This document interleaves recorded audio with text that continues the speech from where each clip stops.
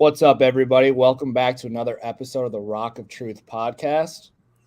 But first, a special word from our sponsor, Danco Auto Care and Transmission. Danco Joe is offering a special promotion. Call Danco to schedule any service and receive a free oil change when you mention Rock of Truth podcast through the end of November or when Danco Joe comes to his senses and stops giving away things. Go to danco.com on Route 4 in Fairfield. Tell him Soppy sent you. All right, boys. Jake Sopko here with my co-hosts, Nick Statterman and Joe Met. Welcome back to another week of the Rock of Truth podcast. Let's get right into it. Joe Met was right. I don't want to be right. I didn't want to be right. Do you want to say I told you so? No, not really. I didn't want to be right. I like when Statty's right, but no, you don't. I do like when you're right. Because Statty's predictions are usually like Bearcats by like 30, and I love that. Like Statty's a true Bearcat, and I'm a true Bearcat. We just sometimes see things a little differently, and sometimes Statty's right, sometimes I'm right. I felt like, honestly, I was hoping kind of to go with the reverse psychology thing. You know, sometimes like you're watching a team, and the more you say negative things, the better they do. At least like I do that sometimes. I was trying to go with that approach because I felt bad about what could potentially happen. So I threw out, I'm going to predict UCF wins. My locks have been so bad that I was like, it's bound to not hit. And then we're gonna ride this win against UCF. We're gonna take off for the rest of the season. Obviously, it didn't happen. Obviously, we can jump into. I mean, what are your guys' thoughts on the game? Like, first thoughts right off the bat on what you thought. Sloppy, very sloppy. Yeah. It was hard to watch. To be completely honest, it was not a fun game to watch. I think sloppy is probably the right word to describe it. Couldn't run the ball at all. Couldn't stop the run. It just felt like I still had that feeling the whole time that we were going to win the game. Just confident based on, I think, over the past 3 or 4 years, just finding ways to constantly win football games, kind of no matter how shitty we look at times. Even though it felt like we weren't in control, I just kept thinking to myself, they're going to find a way to win, and they almost did. But it was hard to watch, man. It was not fun. Part of what I was worried about was like, okay, let's go back to last year's team, and obviously we've talked about how I think last year's team's better than this year, and obviously when you lose 9 guys in the NFL, we've talked about this, but last year, remember, they played Navy, and we'll talk about Navy later, but they played Navy really, really close at Navy. You were on that staff, Soppy. Like, wasn't a great game. Was definitely an ugly game, but like that was a game I felt like we were in control of the entire game. With this team this year, and like in last year's standpoint, like last year, many times I felt like we were in control of the games that were close. Even when you talk about like the Tulsa game day game. Right? Like it comes down to the wire, but we're winning the whole game. I never was even worried. And I don't know if I was even worried on the goal line stands, like for some weird reason. Whereas like this year, I feel like, especially the last few weeks, I don't think necessarily we've been in control of those games. Like we've squeaked out with wins. Some of it feels a little lucky. Some of it is basically them knowing how to win football games. We'll give them credit from that standpoint. But also when we jumped into this UCF game, I just felt this team's better than what we've played in the past few weeks. I felt like we kind of just have barely snuck by the last few weeks. And obviously when you're playing a decent team and you're not like as talented as last year's team are, you're going to have better chances to lose that game, which obviously is disappointing in my opinion. Yeah, it's disappointing. Yeah, I don't think I've ever, even the first year with Fick going 4-8, I don't think I've ever seen a Luke Fickell team get so dominated up front on both sides of the football. Only stat you really need to look at is rushing. UCF 258, we had 35. That's pretty intense difference there. 258 is a shit ton on the ground, and I just think a lack of snaps that this group has defensively.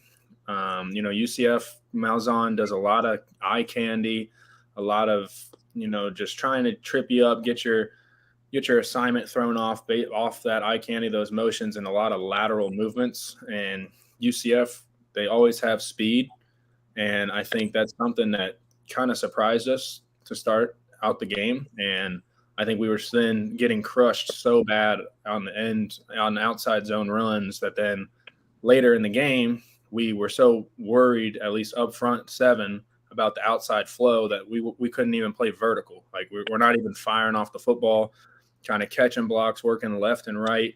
And you gotta get in the backfield. I mean, the whole purpose of defense is building a wall, and they were just puncturing us left and right. And I mean, they win the game on a handoff right down the middle. So,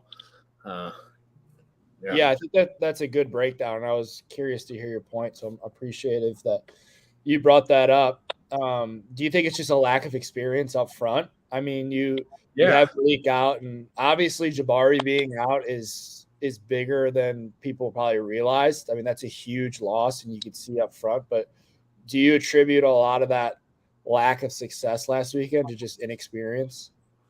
I think it's inexperience, but we've talked about it all year. I mean, we've been rolling guys up front, and yeah, Malik's been out all year, but just even dropping one more guy in Jabari, and that's a veteran guy who we've talked about. He's the leader of that room. He's the leader of that defense, a guy up front you can countlessly rely on. And, maybe your outside backer doesn't have, not saying he doesn't have trust in his teammate, but maybe he's a little bit more nervous about, oh, damn, like Eric Phillips, this is his 56th snap of the game. Like, how many times has Eric played more than 30? You know what I mean? Like, it's and you guys talked on it a little bit backstage before the show. You guys said it was hot as shit out there. And again, it's speed I don't think we've seen, and a scheme that's very unique. And I think, Malzahn prepped it well. And yeah, I think it's both inexperience, but not to the point that they weren't playing well or losing technique. I think we were just flat out just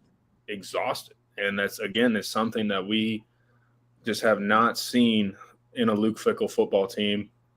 And I really hope we don't ever see it again. But with this week's opponent, we'll get into it later, but they do a lot of weird shit too with that triple option. So I have a few questions. For you guys. First off, something that frustrates me as a fan, obviously I don't know football as much as you guys do, but I felt like deep into the game, obviously for the most of the game, Ben didn't play a good game, but when he needed to play his best at the end, I felt like he made some really big, awesome plays on that drive that I thought was going to be a game-winning drive. We left too much time on the clock, obviously, for UCF to go down and score. But I felt like he played a great game. I felt like right when the offense started to get going, the defense started to because the defense played a great first half, right? But then towards the second part of that second half, they started to the wheels started to come off a little bit. My question was those corners, they were playing so far off receivers. Plus, we're playing a three-man front. I didn't feel like we were bringing a lot of heat for a team that was running for 258 yards on us. It kind of felt a little bit like that Alabama game last year where it was like we just kept bringing the three-man front. And obviously, Alabama's a completely different animal. But that's kind of my question. I don't understand. You guys will have better insight onto this. And I think a lot of fans are wondering, why are our cornerbacks playing 10 yards off of dudes in a 2-minute drill at the end of a game when they have 2 minutes to go down and score with as fast and as powerful as that offense is? And then why are we continuing to spring? I know we do that three-man front. I know it's worked a lot in the past, but the three-man front with no linebackers rushing at the end didn't make much sense to me when you've already given up 230 yards of rushing. So can either of you kind of speak on that? I'm not trying to be ultra negative here, but I feel like those are some good points to bring up that everyone's kind of asking about. Yeah. 2-minute drill. Everybody knows what kind of the famous moment of Stephon Diggs, that catch against the Saints in the playoffs. So where they got beat deep over top. 2-minute drill. Now you don't want to just give up chunk plays, but you want to keep everything in front of you. And it'd be worse to get, just a bomb dropped on you 60 yards to the house. But in a situation like this, we clearly didn't stop the run all game. I agree. I would have maybe liked to see a little bit more pressure, or maybe widen out our D-line a little bit and scoot those linebackers a little tighter inside, just so they don't have to run as far laterally. But all in all, I saw a lot of our LBs and just playing without their hands, just kind of chicken winging it. Like it just wasn't like I've already hit it. It was not a Luke Fickell just defense that we've seen, and I think that all plays into again that final 2-minute drill. But to answer your question, Joe, like DBs, they're taught to keep everything in front. Let's go ahead, don't give up the big play. We'll give up 6 yards, run to the ball, tackle, but we haven't been tackling very well. So those usual maybe 5-yard receptions are kind of turning into 11, 12 yards, 23 yards. So then it turns into chunk plays. So we're not in there every day of the week. We don't know the game plan going in, but just from experience in the past under Coach Fick, it's as far as the DBs playing off is trying to keep everything in front and letting our front seven run around and try and make plays. But again, I think we just flat out were exhausted. But Soppy, like, here's my question off of that, because Statty makes some great points, but they got a backup quarterback in, right? Yeah. Like, so, is that change kind of what you do at times, or no, not at all? See, I think it does, and that's why I'm glad you brought that up, because that was something I wanted to touch on, and we didn't even talk about this before, but I'm glad you brought this up, because I was in the same boat you were. I was like, why are we playing 10 yards off, like you just asked me? They have a backup quarterback in. They haven't been able to push the ball down the field at all. Not, to my recollection, there wasn't any deep shots that they had. It was all just, quick hitters or run plays that broke if they had any big plays. But they didn't push the ball downfield. So why are you playing 10 yards off? I agree with Statty saying you don't want to get beat over top, and that's true. But, you got guys that have a lot of experience. You're playing a backup quarterback that haven't beat you over the top yet. I'm with you. I don't think they should have been playing that far off. I think they should trust themselves in coverage. And that's been a frustrating piece for a while now. I mean, I think people get upset like they're playing so far off, and you just throw those hitch routes and those stop routes. And, we had Sauce and Kobe, who are elite athletes that are playing the NFL now, that are playing well in the NFL, so they can break on that and recover for that. I think with these young guys, don't have as much experience, let them go bump a little bit, let them play out there. I'm with you. I don't think they should have been playing 10 yards off. They couldn't stop the run at all. I was on the sidelines against Alabama, and we're so worried about Bryce Young in the pass, and rightfully so. He won the Heisman, and we did stop the pass. It probably was one of maybe the least amount of yards he threw all last season was against us, but they absolutely gashed us in the run. And at some point you're sitting on the sidelines thinking, okay, are we going to move to a 4-down front? Like, are we going to do something to try to defend the run?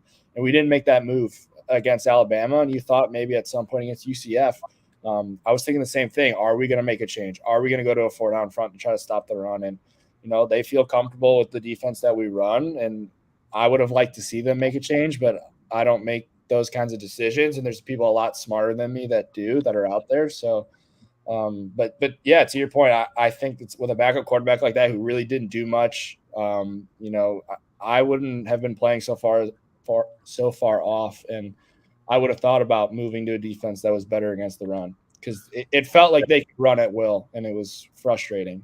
Well, and piggyback off that, Jake, like, I like your thought on bump and run, and you look at the final box score. There was a total of 6 penalties in the game. UCF had 1 for 15. We had 5 for 25 yards. So all our penalties were 5-yarders. They're not – I don't know what their 15-yard penalty was, maybe a pass interference, but refs were letting us play.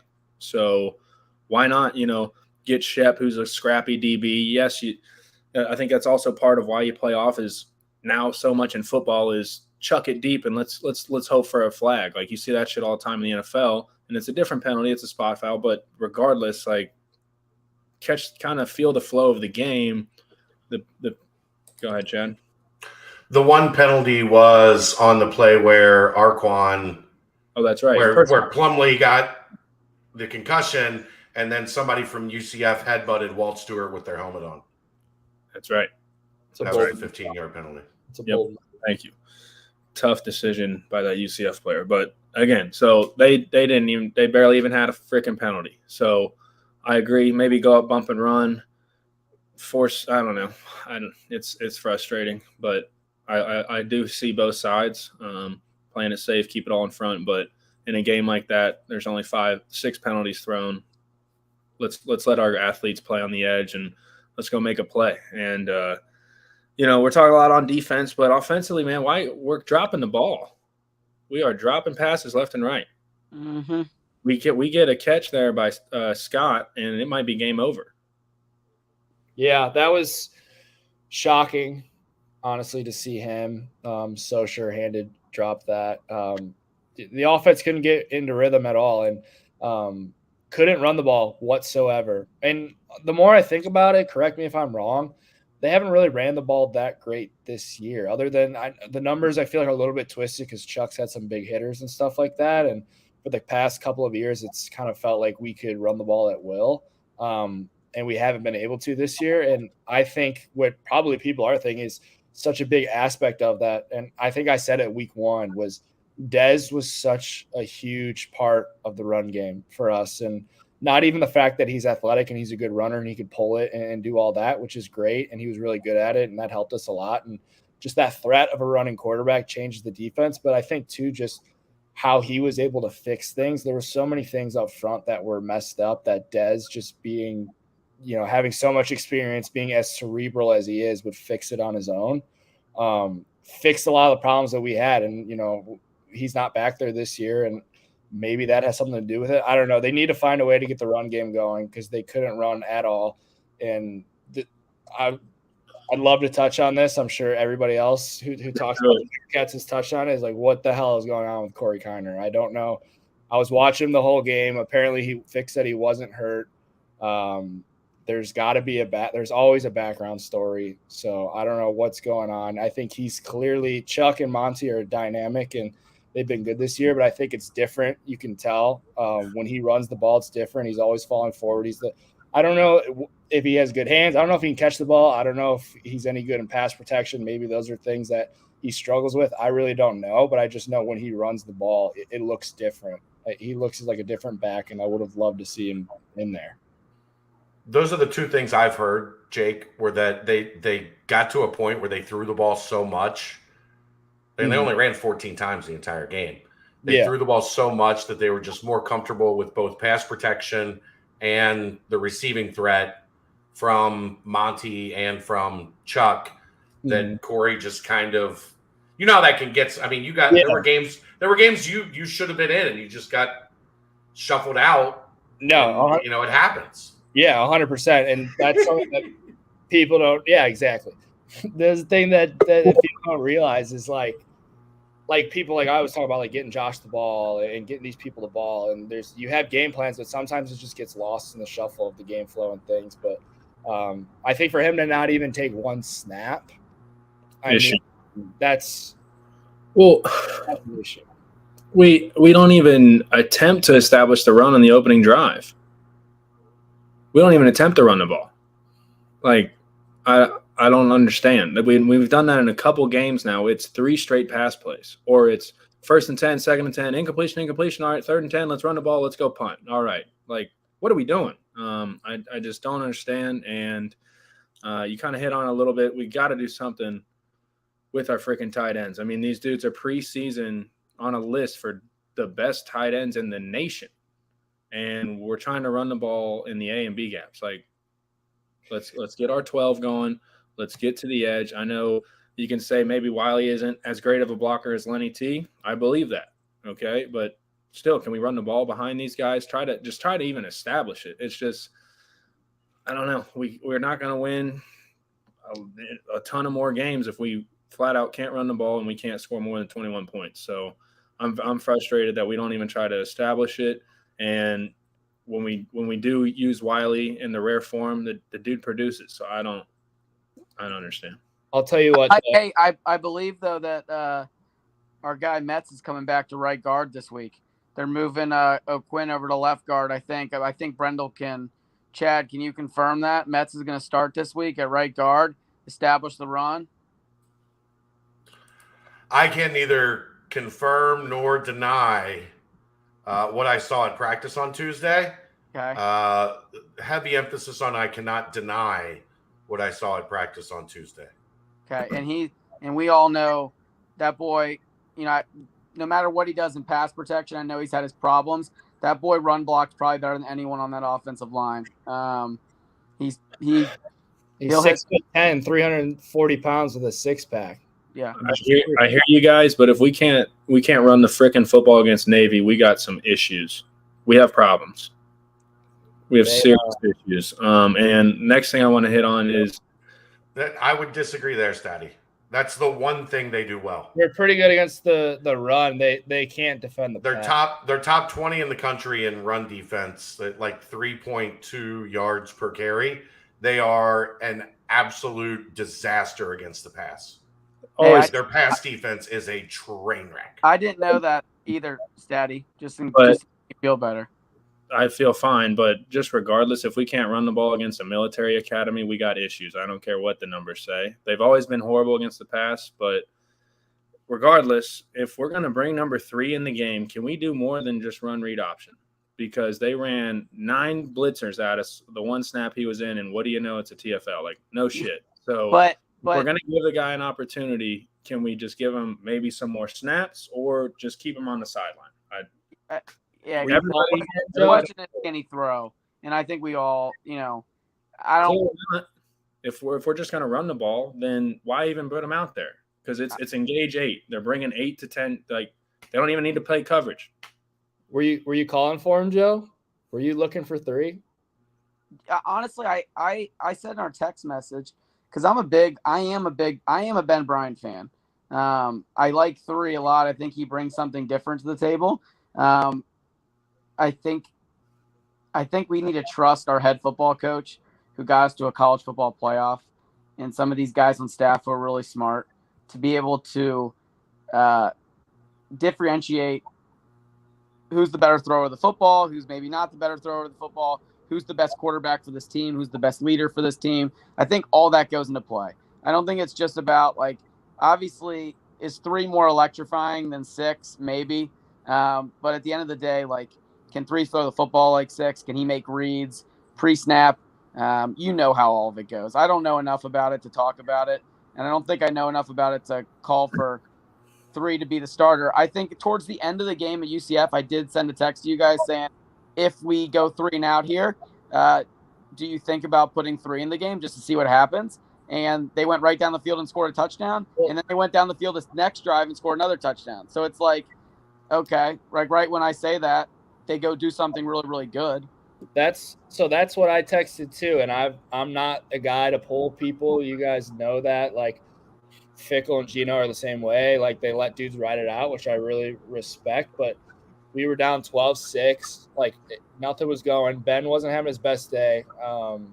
We've been the biggest, Benny defenders, and I have.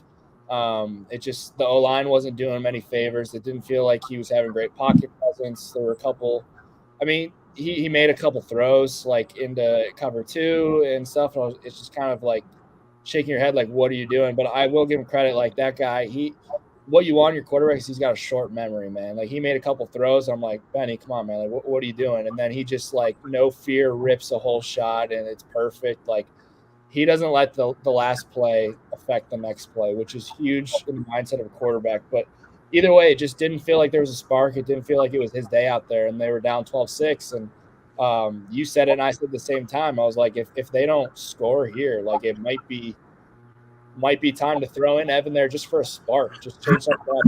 It like lights a fire and something happens. And like you said, they went down and scored. And he played a little bit better in that span of like the fourth quarter and whatnot. That last drive, I was texting like, this is the Ben Bryant legacy drive right here. And he went down, like, had a perfect drive. They scored that amazing throw and catch by Tyler Scott for the 2-point conversion. And yeah, at that point you're like, all right, it all worked out. Like, worked out how it was supposed to. And then, you want your defense. It's been so good for the past, couple of years. It has had a good season pretty much this far to be the ones to close out the game. And, they couldn't get it done, and we talked about, but yeah, man, it was just the offense just didn't look like there was any. I think the last 2 weeks we've really, really like just continuously shoot ourselves in the foot. We win the takeaway battle again this week, 2-0. Like, they're taking care of the football, but we're just not we get this momentum built up by a couple of stops defensively and punt back. Like, I think we trust this defense because it's been so dominant over the last years that, oh, we're okay. We'll go 3 and out. We'll punt it. Our defense has it. It's like that's not going to happen. And I think that's a part where we've gotten exposed, especially the last 2 weeks. Again, we talked last week. We're up 17-0, and now we find our way in a dogfight. So we just got to figure out ways to continue building on the momentum and maintaining that momentum. I feel like there's so many moments this season where we just get so stagnant, and Joe likes to talk about it all the time. It happens when we've got so many new guys out there on the field, but at the same time, like, we are in week 9 of the season. Like, we should have our camaraderie. Should have our, us ready to go. We should be playing as a team, as a unit. Not saying we don't all the time, but there's so many times where it's like, man, we just stubbed our toe on that one. Like, damn. And I get it. Other teams are going to make plays. Other players are going to make plays. But as a whole, I just think there's so many times. I mean, we're just so on that roller coaster. Can I help out the offense though on one thing? Because I was pretty critical of them tonight, which I shouldn't have been. There was one play in particular that like kind of had me feeling some type of way in the stands, kind of, got me going, if you know what I mean. The Josh Wiley touchdown down the red zone. It was poetry in motion. Joe, Matt, this is like when you call a football play, you manufacture a play to get it to your best player, and it works out perfectly. And can I break it down for you? Can I talk some football to you?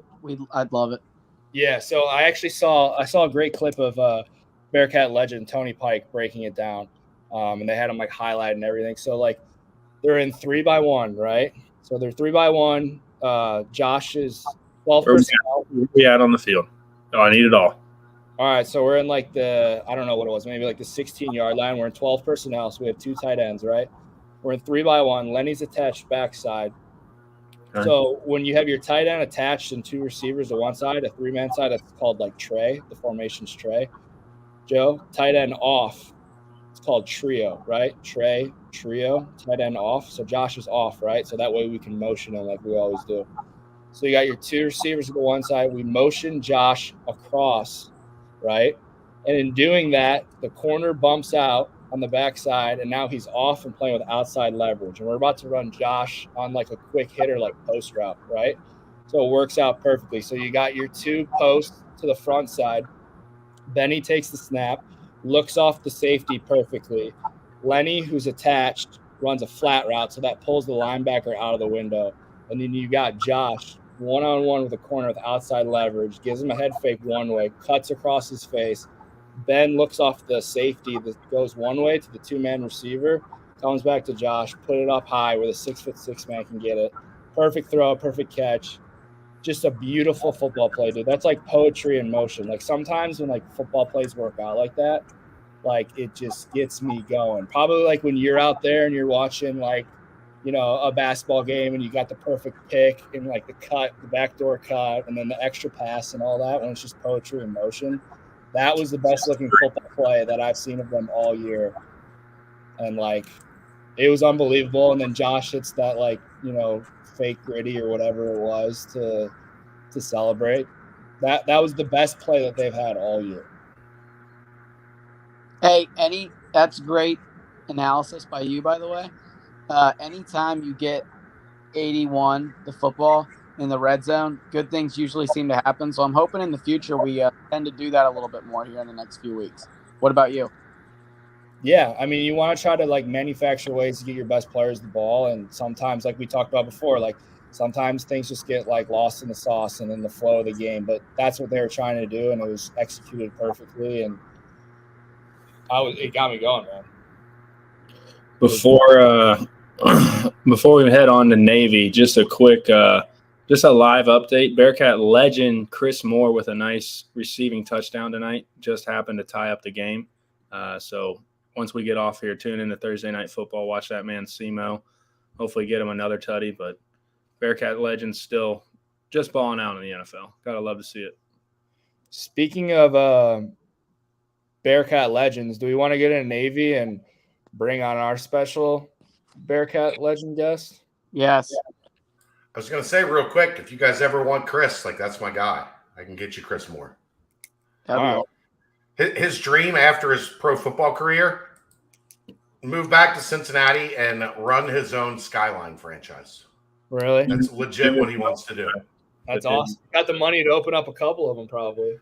He could make a lot of extra money doing the Skyline thing. You play in the NFL as long as Chris has played in the NFL, even as like a special teams guy. Yeah. You've lined your pockets pretty well. Yeah. Let me know. I can get you Chris. I can make that happen. All right. Awesome. Good to know. He's a great example of dudes who just like bought into special teams, bought themselves enough time in the league and made themselves like valuable. And then now he's getting like way more opportunities playing offense, which is awesome to see. And I think we talked about before, and I think Josiah touched on, like that's something that I know he's not a Fickle era guy, but a lot of those Fickle era guys will probably hang around in the league more so because Fickle makes his best players play on special teams in college, and it's an easy transition into the NFL. And I don't know, it's just cool to see a guy like that, have success, and hopefully we get him on here, and hopefully he opens up some Skyline chilies. I got a funny, if we got a minute, I got a funny story about Chris Moore and how his Bearcat career kind of came to life. You guys want to hear this? Yeah. Just heard it the other day. So he's on the sideline, not playing a ton, literally has this helmet on, not chin strap, not buckled, obviously he's not on the field, cleats untied. Okay, so Chris Moore is like blazing fast, obviously, right? That's what makes him so great on special teams. And they only use him for one play, basically a Hail Mary. All right, boom. They want coaches like, boom, Chris, you're in.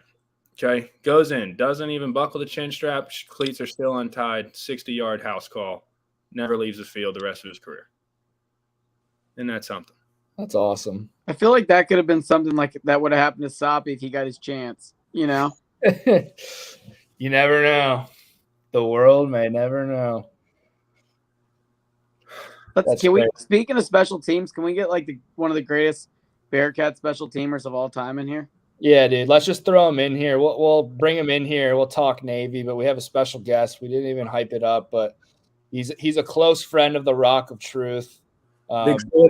Been with us since day one. I'm adding him in now. Oh, Ty Sponseller. Welcome to the pod. Hey. It's a pleasure. How we doing? Dude, I'm loving it. I'm loving the Soppy ad scrolling through the bottom about Danco transmission. Tell them Soppy sent you for the oil. Dude, it's electric. That is this month. What's that? Do you need an oil change, man? I will need an oil change, yeah. I know where I'm going now. You know where to go. Where are you at? Are you at the Rent's house? What's that back? I am. I'm in the parents' basement right now. We got a little bit of a wave back there. Ride the wave. We're riding it. That's awesome. Make sure you guys get that oil change until the end of November. So get it before the end of the month. I actually drove by Danco. When did I send that picture? Last week, right? Yeah. I don't know why the heck I was over there. How do we get the Danco trucker hat? I need my oil change, so I have plenty of time tomorrow. I'm just gonna walk in there. So I don't know if you want to meet there, maybe at lunch. See if we can't get Danco Joe. If he's gonna, I'm assuming he's gonna be in the shop. And yeah, I'll reach out to him. Yeah. I definitely have a lot of interest in that. So hit me up if we're get a little lunch date at Danco. I'd be down for that. Beautiful. And for the people that don't know, Ty Spawn is entrepreneur yourself here. You that lovely Serenity brand you got a new item coming out. You want to touch a little bit on what you got coming for us? I mean, your stuff's pretty fire, bro. I appreciate that. Yeah, so we got a new crew neck coming out. The whole idea behind this drop is I'm trying to have, and from now moving forward, I'm trying to have them be a little bit themed, kind of touch on the mental health stuff. So this one is here for now, and the whole idea is about being present.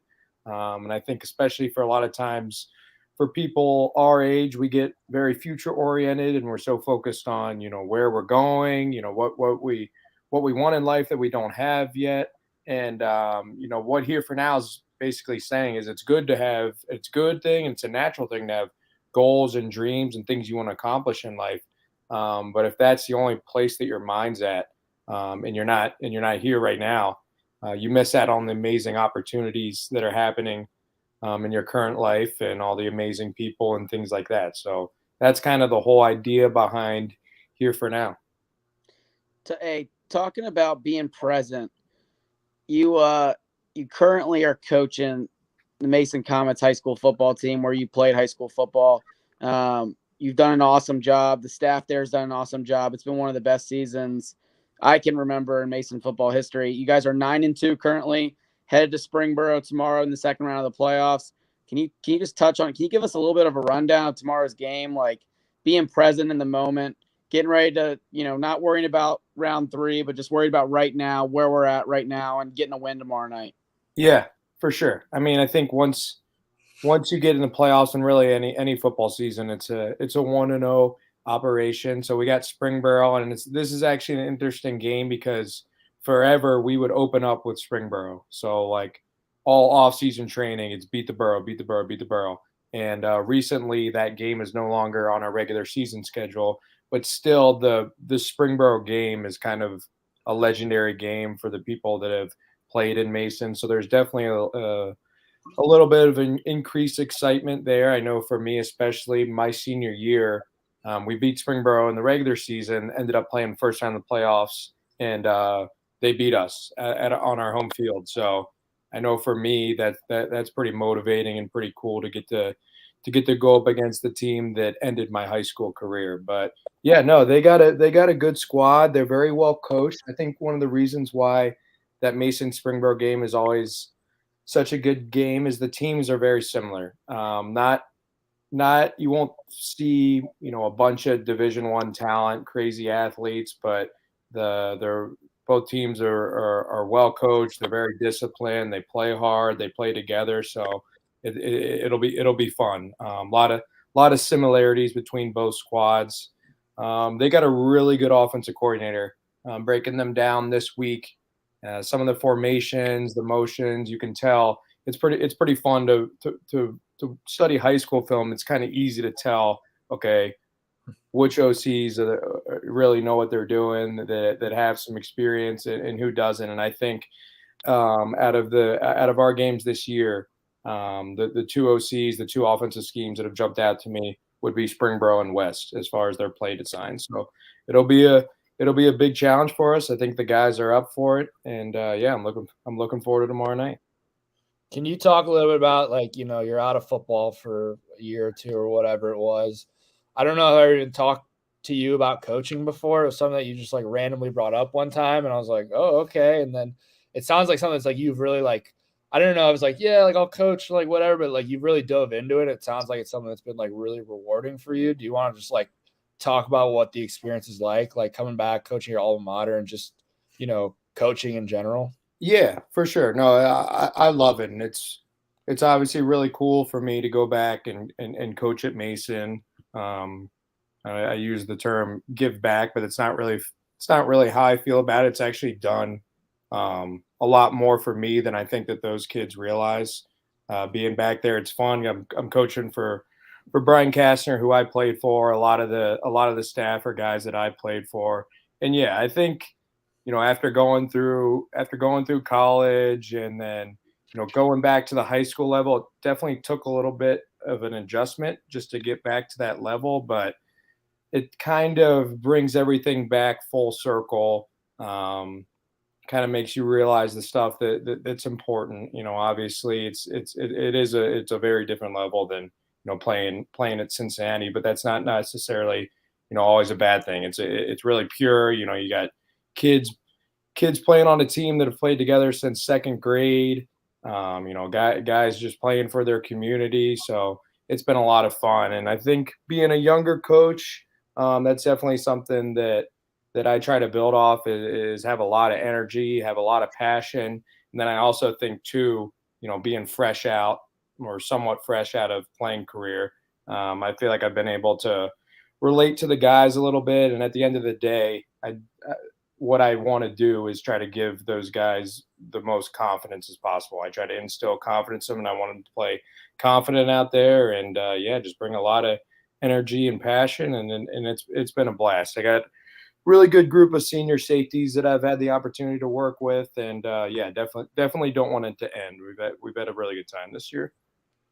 Ty, how much have you been able to transition? Just you touched on it a little bit about just transitioning from playing career to now coaching. How much have you been able to bring, not only just from what we learned under Coach Fick, but maybe also what you learned at the time you spent out at Elon, and how much have you brought any, I want to say, like pillars or anything, just so that you maybe learned from as a player from Mason to then player in college, and what you've taken to your coaching at Mason? Yeah. Which Luke Fickle saying do you use the most? Let's see. Before big game, I did the UCLA pregame. About how they deserve to win this game, but in life, you don't get what you deserve, you get what you take. So that's been a big one, and it's actually kind of funny. Like, I don't even realize it, but just when I'm out there, there's all the time like Fickle sayings and stuff will pop in my head. And I think schematically, working with the defense, there's a lot of stuff there that I try to bring. One of the big things is playing on the edge and like eliminating the bubbles. A lot of that is through Fickle, not being blocked by receiver. There's a lot of just mentality things from Cincinnati that I bring. One of the other thing that we break on with my guys before every practice, and this is a Marcus Freeman thing, is before every practice we say when we work, or I'll say when we work, and the kids say we work, and then after every practice when we break down, I say when we break, they say when we break, and that whole what that's trying to get at is, hey, when we walk through these lines, it's on, okay. We're here for football. We're here for a purpose. We're not just out here practicing. And once practice ends, I want us to have fun and joke around. That's how I want our relationship to be, as far as with me and the players. I want to be very personal with them and joke around and just talk about normal stuff in life. So, yeah, definitely a lot of UC stuff, and then obviously just the knowledge. I feel very, very fortunate to play for Luke Fickle. Just everything. I mean, you guys know how much stuff that we learned from that staff, and hopefully, it's been impactful for these high school kids to get some of that. And I think, as you guys know, if somebody asks you, especially us three, Soppy and Statty, since we were there from the Tuberville, and we were kind of lived the transition. The biggest thing is just the culture, and it's a mentality. Obviously, they're great coaches, schematically and all that stuff, but it's all a mentality. And I try to bring that as much as possible. But then again, it's the high school level, so you can't talk to the kids, kind of, or you can't. You just got to remember that it's high school football. That's all I'll say. There's still kids out there that are playing because Grandpa back in '75 wore the green. That's the only reason. Yeah. So. And I'm cool with that. I love that. Yeah, it's great. You need those guys. Yeah. Talks on that. You need those locker room guys. Those guys that are just proud to rock the M. What LGL? Long green line. LGL, baby. Long green line. When you get a head coaching gig here soon, are you going to try and bring Soppy back to Cincinnati as like offense coordinator? And if I am ever Statty as your defensive coordinator? Yeah, if I am ever a head coach, Sopko would be my first call for OC, and then I would want Statty running the D line, and we'd probably work together and handle running the defense. But yes, Sopko would be my first call to run an OC, and that's kind of some of the stuff we're talking about. Like, you realize going, from the college and some of the coaching we got, then you go back to high school and you're like, wow, like, you could really make an impact at this level with some of the only thing I ask of you, honestly, is like if the defense starts to kind of break down, I'd ask that you give it fully over to Statty and drop your pride so you can deal with like time management stuff. I don't want you to become like a Zach Taylor where like you try and do too many things and you can't take care of like your everyday responsibilities, And Yeah. I know that's Soppy's guy, but it might just be Soppy's guy because the Browns beat him every time. So until he beats the Browns, Soppy's going to keep liking him, obviously. You know? And the thing with high school coaches too, like they have to deal with so much shit that you wouldn't even think about, like stuff that college coaches. I'm trying to give you an example, like anything. Dominic's mom is a big booster. Exactly. She brought the cookies every game, and he's not paying at all. Yeah. Or like the 7th grade, there was a fight in the 7th grade locker room, and then the head varsity coach has there's so much stuff, dude, on their plate. So we talked about it after last season. I'm not going to name which school or what, but I was like very seriously considering like trying to put my name in the running for a Cincinnati high school coaching job, like very like legit trying to become the head coach. Statty, you were all in on it, and I was trying to recruit Ty to coach the safeties, and I had this whole plan, and then took a couple steps back and took a couple deep breaths. Was like, I don't know if I'm ready to deal with like what you just talked about. Like the football aspect of it would be fun, but to deal with like Joe Smith's mom and like deal with all the other extra BS they got to deal with. But that's for sure. And I don't work in the school right now, so like you're separate from it. Yeah. Like I don't feel a lot. Not that I can throw around some F-bombs and stuff like that and not really feel that worried about it because I'm not working at the school and stuff like that. But yeah, no, you would love it. It's pretty fun, and just to be back in the game, and then also like there's so much stuff that we learned that I wish that I knew at a high school level. So I look at it as a great opportunity to kind of give back to those kids. And at the end of the day, I think that's why I've enjoyed it so much, is because that's the only reason I'm doing it, is for those kids. So hopefully if I keep doing it, I can keep that mindset, because that's what it's all about, is those kids. And at the end of the day, making sure that they have the best experience possible. Because I mean, let's face it, maybe 5% of them go on to play in college, but for the other 90%, football is never really gonna.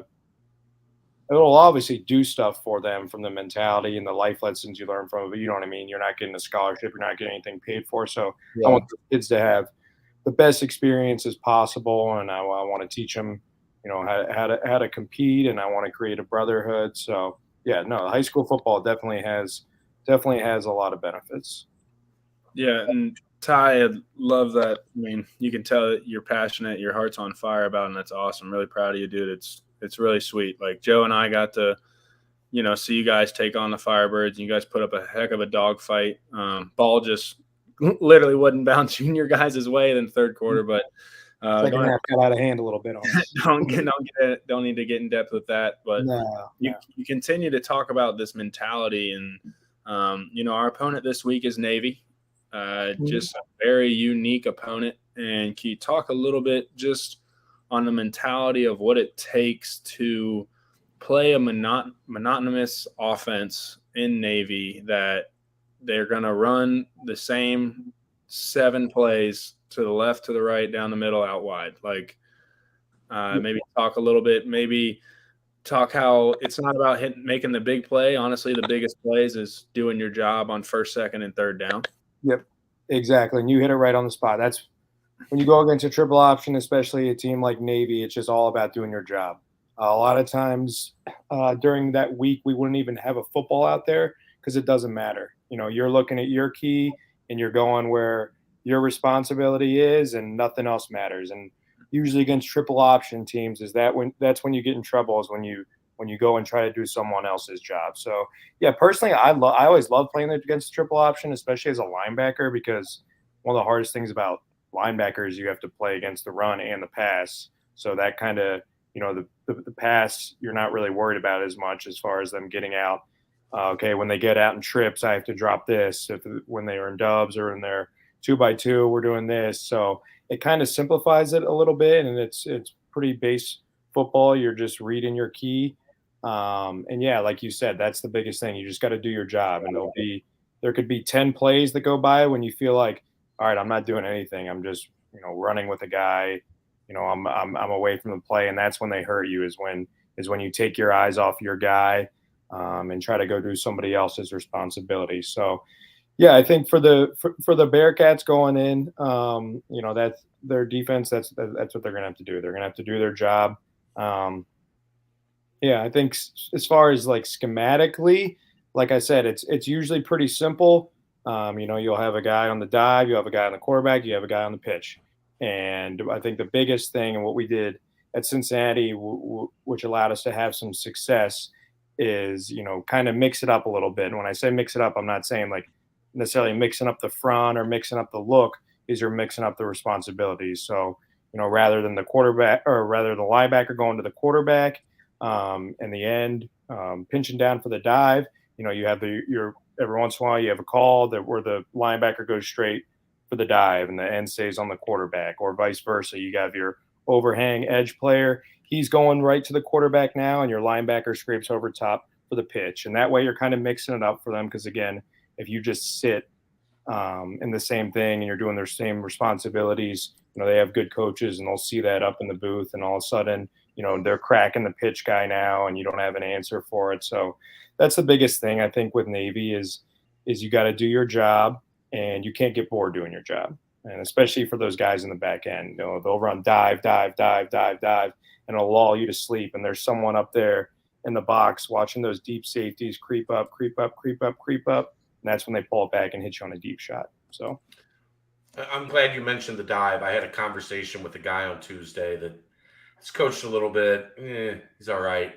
But I mentioned that stopping the dive was the key to neutralizing the triple option. Would you agree with that, or would you think that this guy just chastised me because he enjoys chastising me? No, I would totally agree with that. It all starts with stopping the dive. Otherwise, if you're getting 4 yards a pop on the dive, they'll just give the dive all day. The rule for the triple option is you always want the ball going laterally.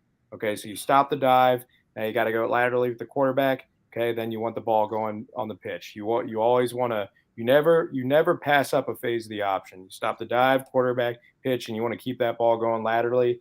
And obviously, you see with a lot of triple option teams, you want them pitching the ball because a lot of times, every once in a while, that ball will end up on the ground. So, what would you say about year one under Fickle? We went to Navy. I didn't stop the dive, Joe. They didn't stop the dive, Joe, Matt. Well, Ty, I'll let just real quick before I'll let Fick know that you agreed with me. Yeah, please do. Because please do. He was very mean to me on Tuesday. Yeah, no, please let him know. I agree. So, Spawny, when you were at Navy that first year under Fickle, my big question is, and I'm trying to make sure I'm in the right place here and understanding this. I kind of remember, if I'm correct me if I'm wrong, I kind of remember stopping the dive and them just like taking it, housing it on the outside like almost every play. Correct, because we did the same thing, and it's what I was saying. We were at our game plan going into that, which, and again, this wasn't Marcus Freeman. I'm not going to say whose game plan it was. It wasn't Marcus Freeman's. He kind of listened to somebody else on our staff, but what they were doing is they were cracking our backer, and his responsibility was for the pitch. So they would have an outside receiver. He would crack our middle backer, who was Jalen Miner at the time, and we would just have nobody out there for the pitch. I think they housed like the first play of the game on that. That's what was killing us. That was the pitch because we had nobody on it. We were getting cracked, and for whatever reason, we never made an adjustment until late in the game. We started letting our overhang players go to the pitch, but yeah, we were getting crack blocked. They had a good scheme to block it, and we just didn't really adjust to it. And I think they had a record-setting rushing yard day. You forced a fumble in that game. Yeah, it was definitely Carter Jacobs was ripping at it. I did hit him over the top. We'll say it helped jar it loose, but I definitely got to give the credit to Carter on that. He was the one in there clawing at the ball. I saw Carter at UCF this weekend. Did you? How's he doing? He's doing well, man. I said, what's up? He's doing real well. He's got a really good job. He's like a manager now. Okay. He's working still down. Like ripped? Yeah, I think so. Okay. Yeah, he was doing well. I think he's down in Fort Lauderdale, came up for the game. There you go. Yeah, Carter's doing good. Carter's a good dude, man. He was always really good. Really good dude. Yeah, so I was, like Joe said, I was going to ask what was the biggest And I think you already kind of just touched on it, but we let up like the most rushing yards ever, and then the following year held them to, I don't know if it was like the least they've ever rushed or it was like in a long time. Was the biggest difference from year 1 year 2 just the game plan? Is that, year 1 we were using the other game plan of the coach that won't be named, but I actually do know who it is. I remembered while you were telling that story. And then using Freeman's game plan the second year, like what was the biggest difference? Yeah, well, it's actually. I make some guesses on who the coach was. I'm a guess. I'm gonna guarantee you don't guess who it is. I think you get. Okay, well, you Spawn, answer the question. I'm gonna make some guesses after. I'm gonna start thinking. Okay, all right. Yeah, so I remember actually going back to 2017. So this is after the game where we just got routed. We got back on the bus, and Coach Freeman actually took us, the linebackers. He took us back to our apartments at Corey, and I remember him saying we're not letting that shit happen again. He's like, I'm gonna do my research, I'm doing my own shit, and he did. And he put together a hell of a game plan. However, I think the reason why we had so much success that game was the week of preparation. Coach Fickle, the head football coach, he ran the scout offense all week. That's all he did is he ran the scout. So you can imagine the effort that the scout guys were playing with. Yeah. And that was huge. We had Kyle Bolden playing the quarterback position, and he's the GOAT at the triple option. Yeah. And I shit you not, because I got to play in that game a little bit because that's how much we were beating their ass by. Like the looks we were getting in practice were probably like quicker than it actually was in the game. So it was all like the scout guys in that week of preparation. I remember Cortez Broughton going into the press conference, and he wrote every single guy on that scout offense's team's name down and the position they played that week. And that's an all-time like good teammate move. Like he got some credit, but he should have got like more credit. Like that's a fucking like I love that. Yeah, that was awesome. And that's really what it was, man. Like those guys, like freaking Whittakin was playing wing, just running full. The effort was unbelievable. Funny, they put all the Scout D guys on Scout O. Yeah. It was the birth of the show. It was the birth of the and dude, it was not only was it that week of preparation, but I don't know if you remember, just because it was Camp Higher Ground and you kind of just get lost out there. But dude, we did that shit every night out there. Yep. It's crazy. People don't realize how much goes into it, and playing these like military academy teams, how difficult it is for other teams to play. Like obviously they're undersized, they don't have the same athletes, but like they're really good at what they do, and how much effort goes into defending it. Like we put in a completely different defense every year, and like you were saying, we played them like week 8, and we're practicing at Higher Ground. Like you guys are out there like running that at Higher Ground. That blew my mind when we were playing every snap for like 5 months. Like. Right.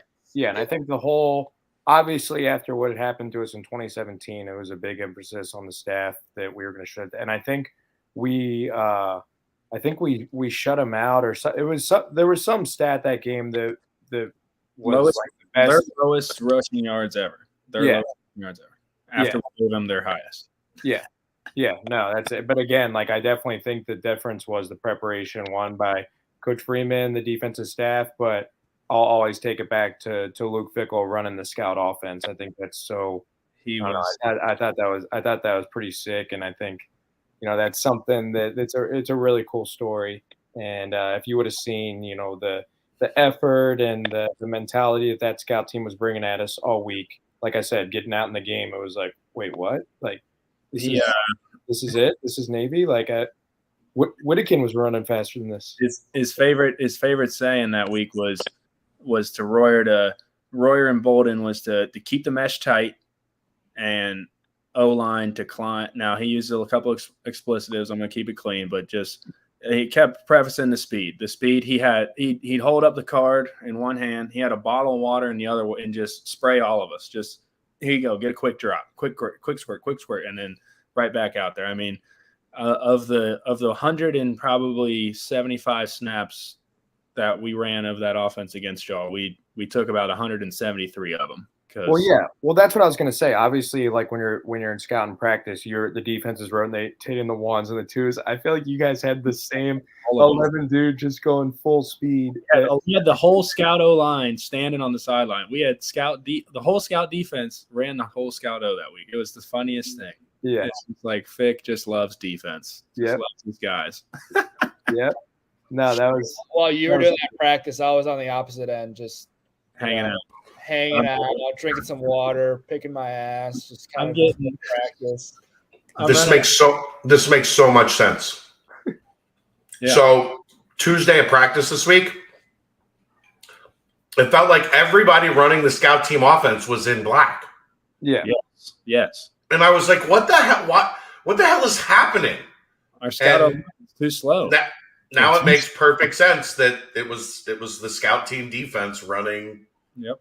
Yeah, Navy offense. Huh. I mean, I guarantee Coach Fick handpicked every single guy he wanted. And like Sadie was saying, like the Navy's offensive line is a lot different than every other offensive line. They're not very big, okay, but they're usually, they go about like 260, 265, which is different than, the 300-pounders that you'll see normally, but that's because they're very athletic and they have to be in order to climb up to the second level, cut blocking out on the edge and things like that. So yeah, that gives me a lot of confidence in this week, knowing that Coach Fickle's doing that again and making sure he's giving those guys the best look possible. Yeah. We're an hour in. Hopefully people are still listening at this point, but you guys just gave like a lot of like really good and like cool insight that people probably behind the scenes have no idea. So hopefully people are still listening and I think they definitely appreciate these two stories that you guys just told and the insight that you gave, which is really awesome. So yeah, just to wrap it up, I mean, like you said, we're coming off a tough loss. You get back to the NIP, you're playing a team 3-5. They're not a great team, but obviously, like we said, a lot goes into playing a team like this. So from what I took away from you guys, we got to stop the dive. So hopefully we can stop the dive and take care of the rest of it. Defensively, they're really good against the rush, which we talked about earlier. So we've struggled rushing the ball. Hopefully we can get some things figured out up front and blocking scheme wise and stuff like that. And then they haven't been able to defend the pass at all. So I'd expect us to air it out and hopefully get some big plays early. Something that I noticed, and, I came up with this theory and it could be completely wrong. I don't have the stats to back it up, but I feel like when we take shots and hit on shots early, our offense looks completely different. Yeah. And I think that's an easy thing to say. Like if you score early, you look better, but it does feel like if we hit a post Tyler Scott or like a long shot early, I feel like our offense it looks different. There's just rhythm from the beginning. It doesn't look like, we're really forcing the ball anywhere or, the run game opens up obviously with the pass game and, obviously that works kind of vice versa, but I'd expect a big week of us, throwing the ball and hopefully a big bounce back week. I don't know if you guys had anything else you wanted to add on the matchup this week. No, I agree with what you're saying, Sapi, again, because we're talking about, and that's a lot because of the style of offense they ran. Navy's not meant to play from behind.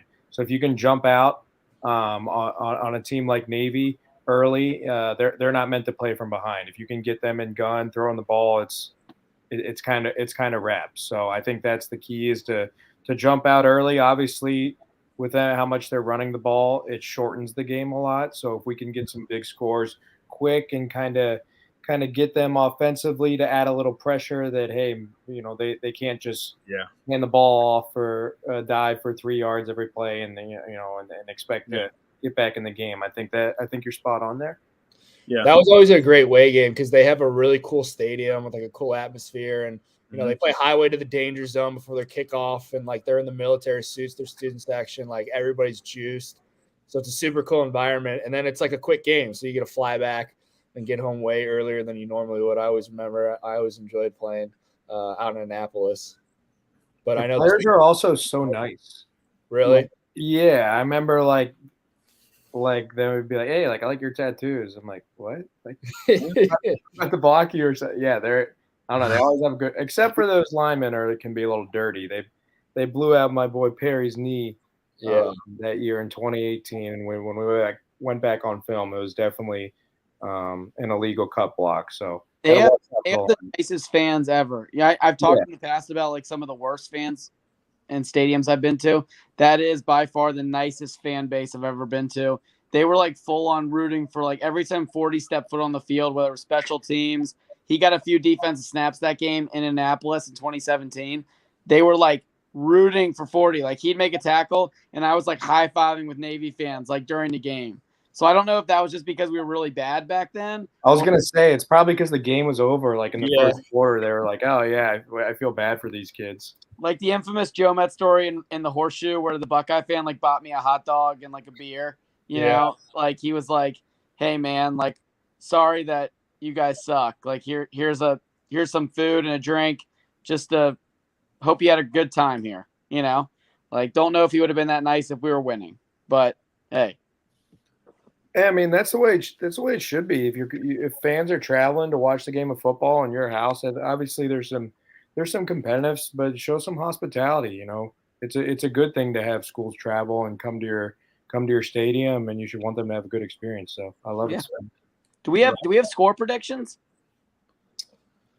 Yeah, we got to get that and then roll to Danco Joe's lock of the weeks or locks of the week. Said that wrong. Right.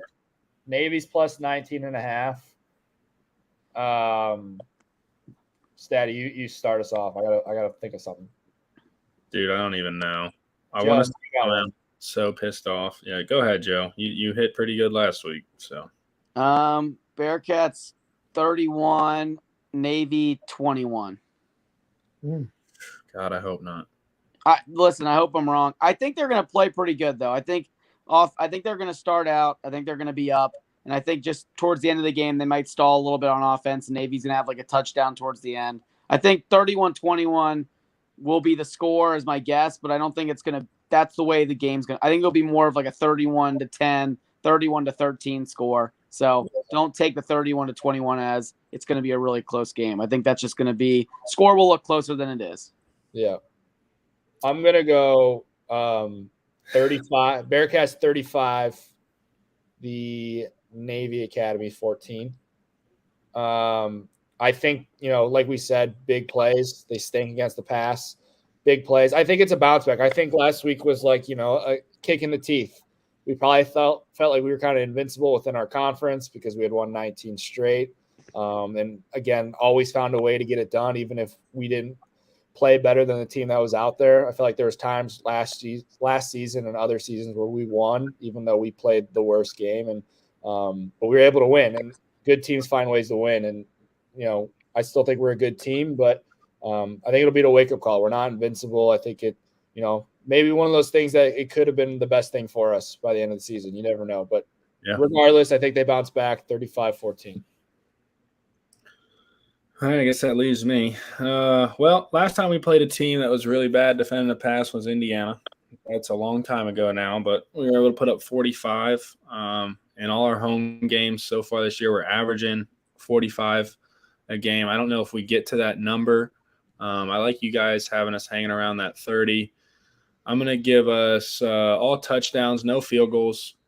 We're going to go 35, and I'm going to give Navy – I'm going to give them 17. I think they're going to score in the first quarter and then get like a field goal before halftime and score another time in the second half. But that's what I got. Spawny, you want to have a guess for particular? Or? Yeah, I'm going Bearcats 31-13. I think the offense gets back on track. I think we're going to have mismatches on the perimeter with guys like Scott. I don't think they have guys that runs with them. So I think we hit some deep shots, and I think our defense is gonna come to play. And I think the obviously last week was frustrating, but it's still a really good football team, and hopefully yet last week kind of ignite a little bit, and I think we're going to respond well on Saturday at the Nip.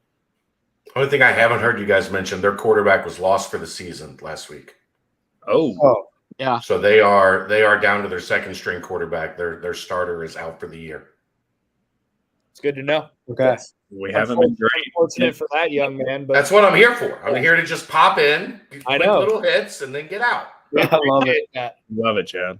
Wait, I got it. Chad, you're going to – where are you tailgating at? Same spot as always, Simone Family Tailgate on top of Campus Green. Top All right, level. We'll be there. Yeah, we gotta crush a beer. Maybe we'll shotgun a beer together before. I don't drink before games because I have to work a makes lot. sense. If I have one, I'm drinking. Yeah. I'm not one that just casually is like, I'll have a beer. That's not how my body works. Chad would love the food at Jerry Gate. Oh yeah, you gotta come by Jerry Gate.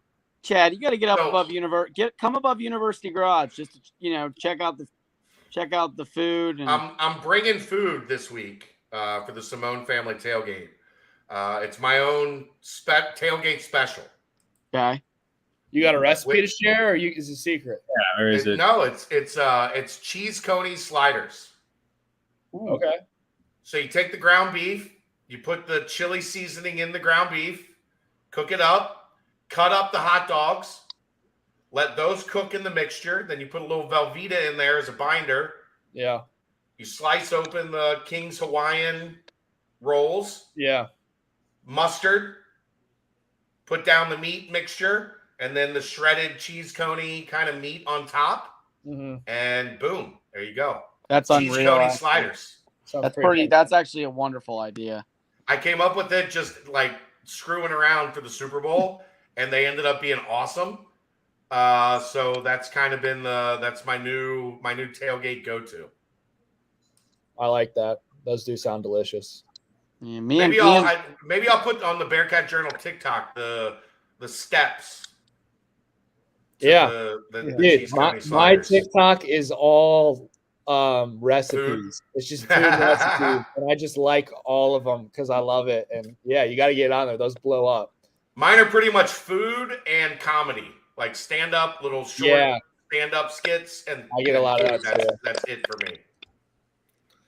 I think it's time we give the people what they've been waiting for. If you followed us last week, you made money for the first time. The boys hit at a 75% clip, 3 out of 4 total bets. Congratulations, fellas! It's been a long journey. The funniest thing about last week's locks were the fact that I tried to cheat my way to getting a win, and Virginia Tech was up 21-3 against NC State midway through the third quarter, and I thought take the live money line bet for the Hokies, and NC State won 22-21, and I knew at that point my locks were cursed, but Marcus Freeman and the Irish, they battled for me, and they got me my first win of the year. So, listen, not trying to be arrogant here, trying to stay humble, stay hungry, and this week we're going to come back for more wins. Well, and we were a backdoor score by Penn State there away from 100%. Wow. Yeah. I think they scored with like a minute 30 left to cover that 14.5, which upsetting. I'm sorry that I had to have the one loss, y'all. I know Danco Joe gave us a little talk on Twitter. I think he actually did take that, and I just want to apologize.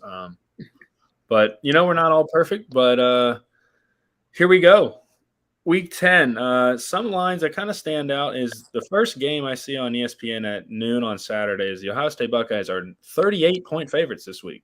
We're not going to touch them. We're not touching them. I just thought that's quite a large number in a conference football game. I have my picks. Go. I'm going to go with 2 picks this week. 2 picks, okay? My most confident pick is actually one that can win you money.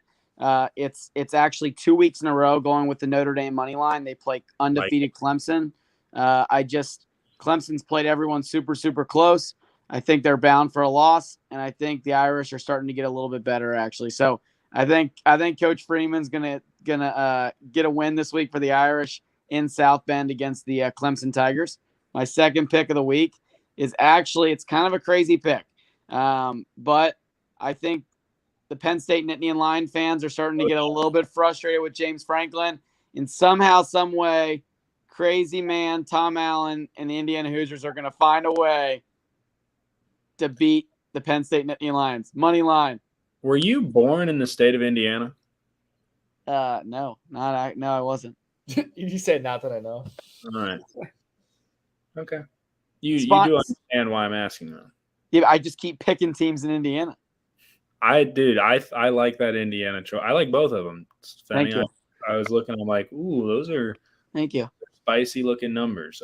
Bonnie, do you have picks this week? Did you bring picks to the table? Yeah, I got some picks. I'm looking at this 3:30 slot. This Syracuse-Pittsburgh game. Pittsburgh is -4, and I don't necessarily understand that. I know the game's at Pittsburgh, but I think Syracuse has a pretty good team this year. They're 6-2. Pittsburgh's 4-4. I like Syracuse in that game. And then another one that's standing out to me is Michigan State, Illinois. I don't know much about Illinois. They must be pretty good. They're 17-point favorite versus Michigan State. I think I'm going with Sparty to cover that, especially after it happened with Michigan last week. Kind of an emotional thing, and then the whole locker room stuff. And I know there's probably some suspensions and stuff.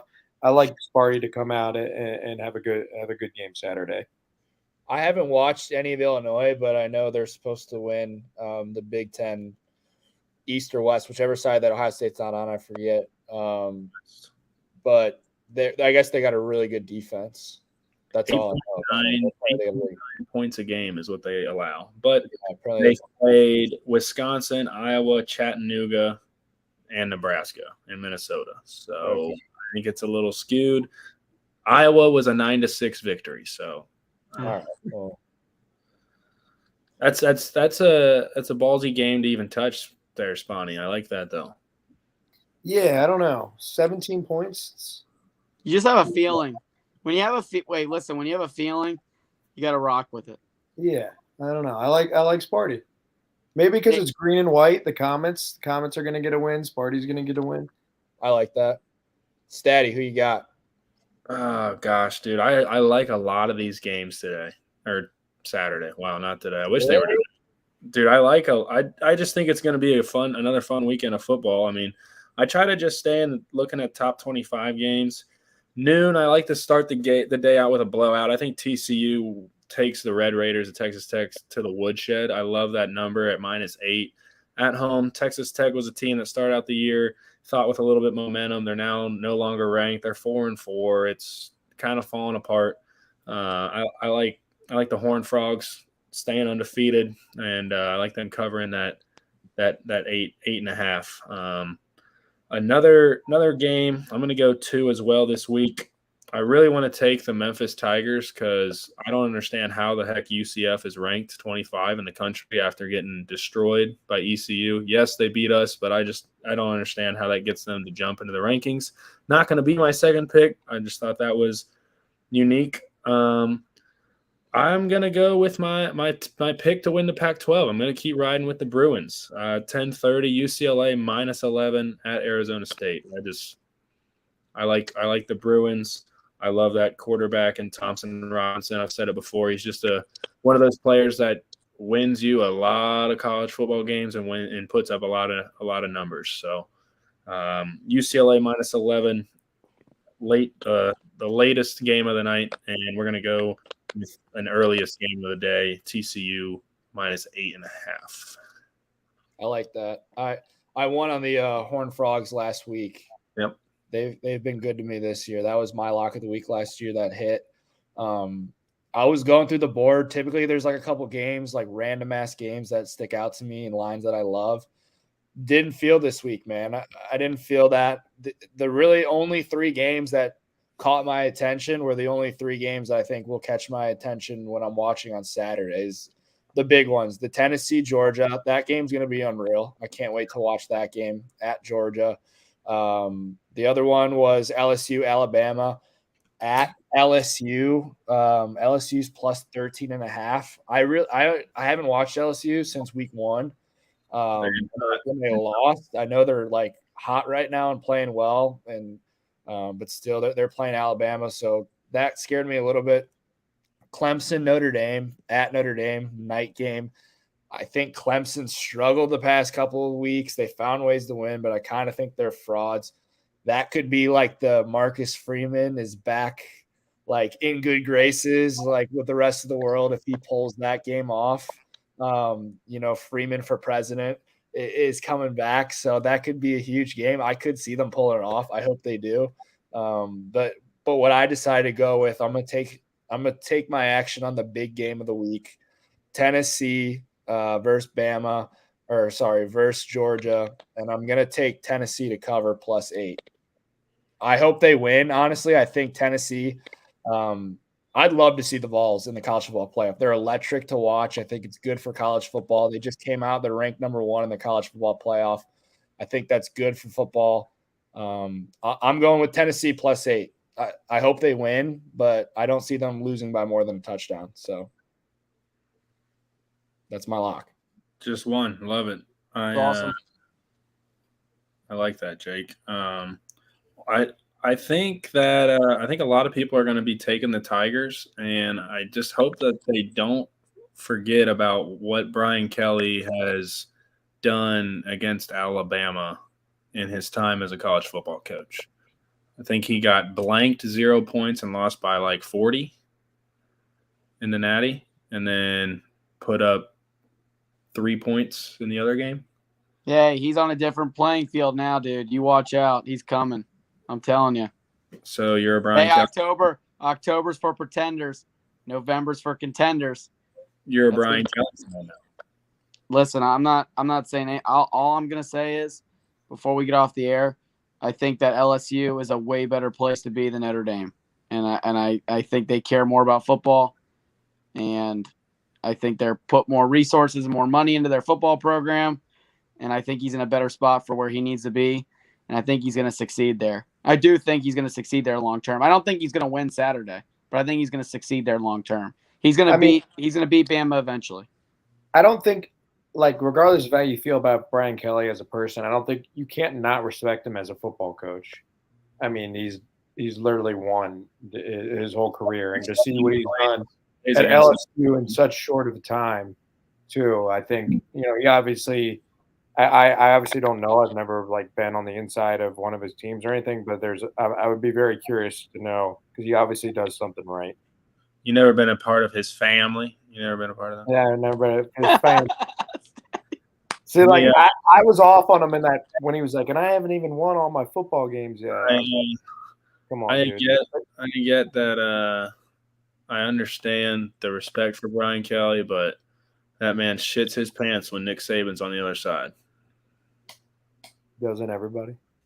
Yeah, they do. That's the thing. Don't know who the hell it is. This is aggressively bad. But Spawny, loved having you on the rock, dude. Dude, I loved being here. This was awesome. Let's get out to Clifton Saturday and get the boys back on track. Yeah. I will. Are you gonna be at Jerry Gate? Are you guys gonna be at Jerry Gate? I will be at Jerry Gate with my fiance. Yes. Mackenzie's in town too, so we're gonna have to Oh, dude, let's go. The 6 of us. Little double date, little trip. Date. Whoa. And we're gonna go have one. Well, no, we're gonna go have some of Chad's Coney sliders. Coney sliders. Yeah, we're gonna have one Coney slider with Chad. Take the whole team over there. Can we get one without cheese for Reagan, Chad? Really? Yeah, shout out to Reagan. Probably not. My fiance is lactose. All right. You might know Reagan's brother, Ty. What's the last name? Yoakum. What's Played baseball at UC. Yeah. What's his first name? I don't know, Reagan. What's your brother's first name? It's Jared, I think. But yeah, Reagan. I remember Jared Yoakum. Reagan's awesome. Ty, you know Reagan. Ty, you know Reagan from Crossroads. I can't. I'm trying to look at her profile picture. Is very small. Reagan's awesome. She does a great job with a lot of the. She does content for us. Oh, she does Twitter she does Instagram and TikTok and she does a tremendous job. Jared. There it is. I remember. Thanks, Reagan. Shout out to you, Reagan. Keep killing it, girl. We love Thanks, Reagan. When you guys gonna have Reagan on? We need to have her on. Next week, Reagan, it's you. We need a review of Brendel's Coney sliders without cheese. I mean, I just they need the binder. So the Velveeta kind of has to be part of it. I don't know how to make them without cheese. That's fair. I can do it without the shredded cheese on top. Get her on. Get her on the rock. Get Reagan. Wait. Is Reagan lactose too? That's what she said. She can't have cheese. Oh, well, good. We'll bring some Lactaid. I'll have my fiance bring you some Lactaid. Reagan, what's your locks of the week? We can shout them out if you got them. Leave it in the comment real quick. Spit a lot of coach. Reagan's husband's I think a high school cross country coach. A lot of high school coaching vibe here.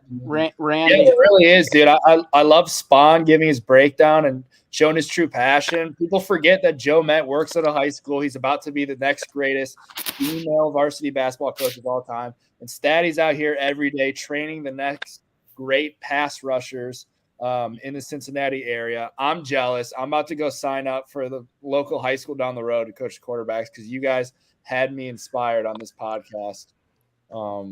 Passion. Do it, dude. Statty, do you train any high school football players, Statty? I train a lot of them, yeah. See? I know. It's a community thing, except for you, Jake, who you're trying to get people money and, I'm just trying to get these college boys paid, man. Trying to get them what they deserve. You know what I mean? Golden Knights. That's awesome. Go teach a young 17-year-old how to sling the rock. You'll love it. I could do it on the side. Pick up some extra bucks. Wouldn't be a bad idea. Maybe I'll look into that. She said, and basketball at Hopewell. Is that her cross pick? Country and basketball. That's her. Reagan's betting the house on Hopewell to win the GMC championship this year in 8th or 7th or 8th grade basketball, whatever it is. Reagan's Tennessee. She's all in on Tennessee. Me too, Reagan. I like that pick. Between the hedges, the balls. Ride the +8. Let's make it happen. I hope for Dave's sake, I hope you're right. Dave Simone, proud Tennessee Vol. I don't know. We might not see Dave for a week if Tennessee wins at Georgia.